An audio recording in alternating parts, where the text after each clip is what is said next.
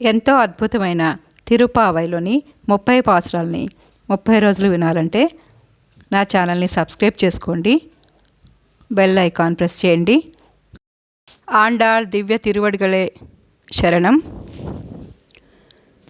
గోదాదేవిగా జన్మించిన ఆండాళ్ అమ్మవారు భగవంతుడినే భర్తగా భావించి ఆయన్ను చేరుకోవడానికి చిత్తశుద్ధితో సంకల్పించిన వ్రతమే ఈ తిరుప్పావై. తిరుప్పావైలో 30 పాసురాలుంటాయి. పాసురం అంటే ఛందోబద్ధంగా ఉన్న పాటలు లేదా కీర్తనలు అని అర్థం. అయితే ధనుర్మాసంలో తిరుప్పావై వ్రతం ఆచరించాలనుకునే వాళ్ళు సూర్యోదయానికి ముందే అంటే బ్రహ్మముహూర్తంలో స్నానం ఆచరించి క్రమం తప్పకుండా ప్రతిరోజు అంటే రోజుకి ఒక పాసురం చొప్పున స్వామి కీర్తనలు పాడాలి. నిత్యం స్వామివారికి పొంగల్ని నైవేద్యంగా సమర్పించాలి. శ్రీ మహావిష్ణువుని భర్తగా పొందాలనే తలంపుతో గోదాదేవి ధనుర్మాసంలో చేసిన వ్రతాన్ని ఇప్పటికీ మహిళలు ఆచరిస్తుంటారు. ధనుర్మాసం మొదటి రోజున వ్రతాన్ని ప్రారంభించి భోగి పండుగ రోజున ఆండాళ్ శ్రీ రంగనాథ స్వామి వార్ల కళ్యాణం జరిపించడంతో ఈ ధనుర్మాస వ్రతం ముగుస్తుంది. గోదాదేవి రచించిన 30 పాసురాలు ప్రతి ఒక్కరికి మంచి అలవాట్లతో జీవించాలని, తోటివారికి సాయపడాలని, భగవంతుడిని తప్పకుండా ఆరాధించాలని సూచిస్తాయి.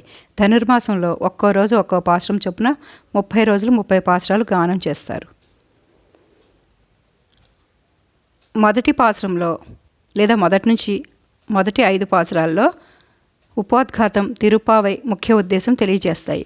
చిత్తశుద్ధితో భగవంతుడిని ప్రార్థిస్తే సకాలంలో వానలు కురుస్తాయి, పంటలు పుష్కలంగా పండుతాయి, దేశం సుభిక్షంగా ఉంటుంది. అలాగే శ్రీకృష్ణుని పూలతో పూజిస్తే పాపాలు నశిస్తాయని గోదాదేవి చెప్తుంది.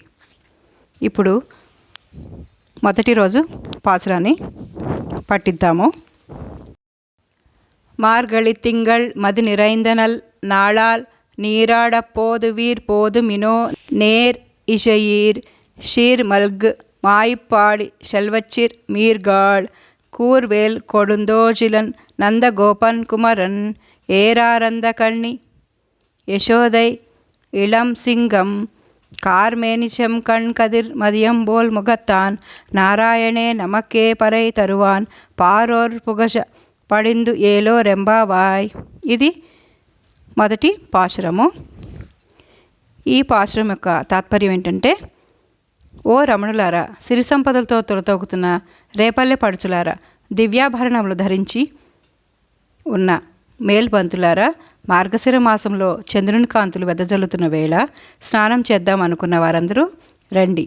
వాడి అయిన బల్లెమును పట్టుకొని అందరిని ఎల్లప్పుడూ రక్షిస్తూ ఉండేవాడు. తల్లి యశోదాదేవి ఒడిలో ఆడుకునే ఈ చిన్ని కృష్ణుడు తన శత్రువులను నిర్దయగా సంహరించేవాడు. నందగోప కుమారుడు, యశోదా తనయుడు, మెడలో సువాసనలు వెదజల్లే పూలమాలు ధరించినవాడు, బాలసింహం వంటివాడు, నీలమేఘం వంటివాడు, తామరల వలె ఎర్రని కన్నులు కలవాడు, పూర్ణచంద్రబింబం వంటి మోము కలవాడు. సాక్షాత్తు ఆ శ్రీమన్నారాయణుడు మనకు పురుషార్థమును ఇచ్చేటువంటి వాడు. లోకానికి శుభాన్ని చేకూర్చేటువంటి ఈ శ్రీవ్రతమును మనమందరం కలిసి చేద్దాం రండి అని తన చెల్లులందరితో కూడా గోదాదేవి ఆ రంగనాథ స్వామి యొక్క గొప్పతనాన్ని వర్ణిస్తూ చెప్తున్న సందర్భంలోనిది. రేపు గోదాదేవి 2వ పాసురంలో ఏం చెప్తుందో విందాము. సర్వేజన సుఖినో భవంతు.